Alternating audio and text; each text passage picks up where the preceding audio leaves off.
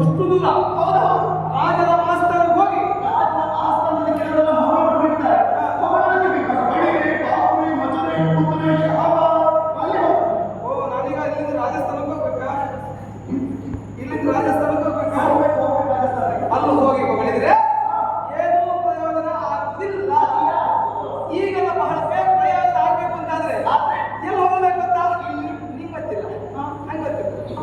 ಅದು ನಾನು ಹೇಳ್ತೇನೆ, ಚಂದದ ಹೆಣ್ಮಕ್ಳು ಇದ್ದಾರೆ ನೋಡ್ಬೇಕು, ಅಲ್ಲಿ ಹೋಗ್ಬೇಕು, ಅವರ ಸೌಂದರ್ಯ ವರ್ಣಿಸಬೇಕು.